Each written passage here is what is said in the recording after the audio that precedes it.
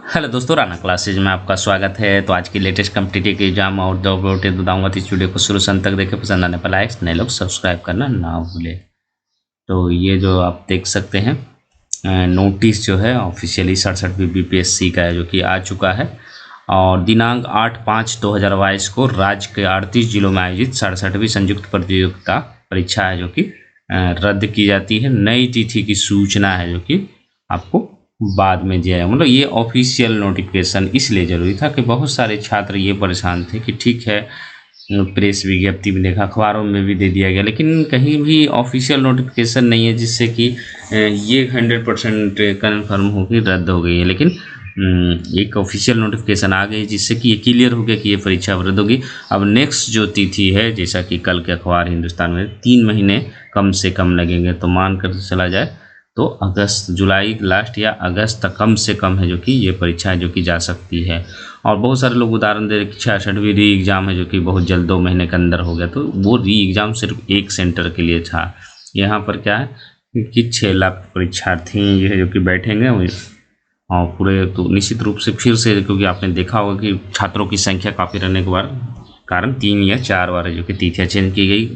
क्योंकि चेंज की गई, कुछ में है जो कि परीक्षाओं की तिथियाँ भी टकरा गई, इसीलिए जो कि आपको इसका वेट करना पड़ेगा। और इसी कारण है जो कि बीपीएससी है जो कि दूसरी नोटिफिकेशन भी जारी किया, उसमें कुछ चेंजेज जो नॉर्मल जो परीक्षाएं होती है उसके चेंज किया है। और ये है क्या, सीडीपीओ की जो परीक्षा है उसमें चेंज किया है। तो क्या किया है कि परीक्षा पहले क्या था, 1 घंटा पहले पहुंचने का था, लेकिन यहाँ पर कहा जा रहा है 1.5 घंटा पहले पहुँचें सीडीपीओ की जो 15 मई को जो परीक्षा होने वाली है। और 10:30 बजे से 11:45 तक है जो कि अनुमति दी जाएगी। मतलब आप 10:30 बजे से पहले मतलब घुस सकते हैं। पहले क्या होता था कि 12 बजे से परीक्षा है, तो 11:30 बजे से लोग जनरली देखते थे कि 11:30 या 11:15 बजे से शुरू होता, लेकिन यहाँ पर 10:30 बजे से ही आप है जो कि प्रवेश का अनुमति दिया जा सकता है। उसके बाद क्या है, ये तो यही चेंजिंग किया, बाकी तो mobile, Bluetooth, electronic calculator, wifi, ये सब तो वर्जित है ही।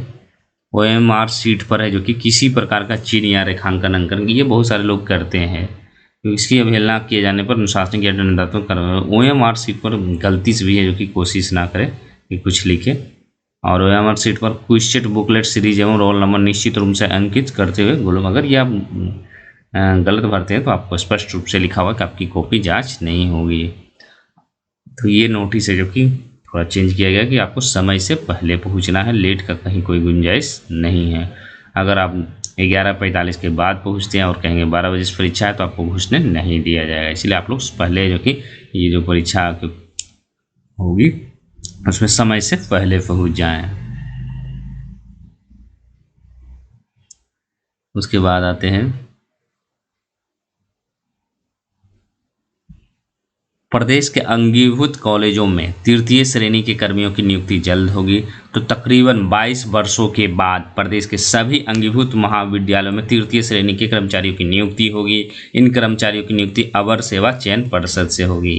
माना जा रहा है कि ऐसे कर्मचारियों की रिक्तियां तकरीबन 7,000 है। अंगीभूत महाविद्यालयों में कर्मचारियों की नियुक्ति के लिए रोस्टर क्लियर कराकर जो कि रिक्तियां विलंब उपलब्ध कराने का निर्देश कुलपति व कुल सचिवों को दिया गया है। साथ ही अंगीभूत महाविद्यालयों में प्राचार्य की नियुक्ति बिहार राज्य विश्वविद्यालय सेवा आयोग से अनुशंसा पर 5 वर्षों के लिए होगी। अगर 5 वर्षों की सेवा संतोषप्रद रही तो उन्हें 5 वर्षों का सेवा विस्तार मिलेगा। और ये शिक्षा मंत्री विजय कुमार चौधरी ने सभी विश्वविद्यालय के कुलपति एवं कुल सचिवों से कहा है कि रोस्टर क्लियर कराकर जो कि रिक्तियां जो कि अविलंब भेजें।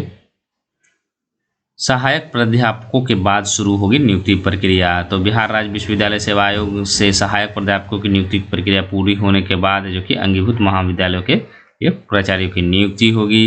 राज्य के विश्वविद्यालयों में विभिन्न विषयों के सहायक प्राध्यापकों की नियुक्ति 4600 है जो कि बिहार राज्य विश्वविद्यालय सेवा आयोग से जो कि चल रही है। तो ये जो है 7,000 लगभग पद जो है आपको वैकेंसी जो है अवर सेवा चयन पर्षद से निकल सकती है। इसमें लिपिक की भी हो सकती है, अन्य पद भी हो सकते हैं। उसके बाद आते हैं दूसरी खबर।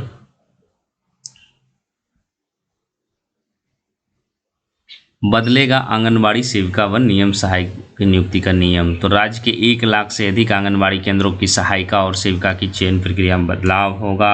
सोमवार को जनता के दरबार में मुख्यमंत्री कार्यक्रम में कई शिकायतें आने के बाद है जो कि तलब किया गया, और इतनी बड़ी संख्या में शिकायत आने के बाद है जो कि ये निर्णय जो कि लिया गया है, और इसमें जो कि ये जो चयन प्रक्रिया जो होती है उसमें बदलाव किया जाएगा।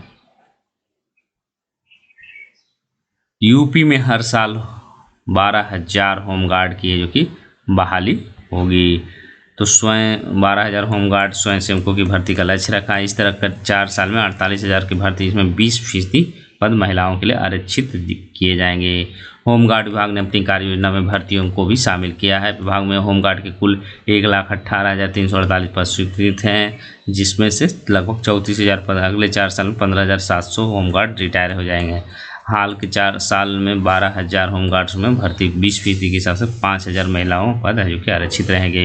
विभाग ने अपने 6 मार्च की कार्य योजना में होमगार्ड को ड्यूटी भत्ते के साथ 1 दिन का साप्ताहिक अवकाश देने का प्रस्ताव भी शामिल किया है। इसके अलावा होमगार्ड का आयुष्मान भारत योजना के तहत स्वास्थ्य बीमा कराने की योजना। विभाग ने अपनी 100 दिन की कार्य योजना में महिला होमगार्ड को मातृत्व अवकाश देने का भी प्रस्ताव तैयार कर लिया है।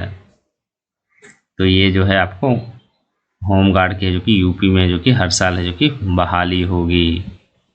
अब बात करते हैं बीएसएससी सीजीएल फॉर्म की, क्योंकि फॉर्म है जो कि अभी भी लोगों की गलतियां हैं जो कि जारी है। खासकर सबसे ज़्यादा जो गलतियां भी हो रही है वो बार बार बताया जाने की वाइट है जो कि बैकग्राउंड रखे, और बहुत सारे लोग क्या कर रहे हैं कि वाइट बैकग्राउंड नहीं भरे हैं और परेशान हैं। तो परेशान होने की ज़रूरत नहीं है, लेकिन आपके विज्ञापन में अगर वाइट लिखा हो तो वाइट ही डालें।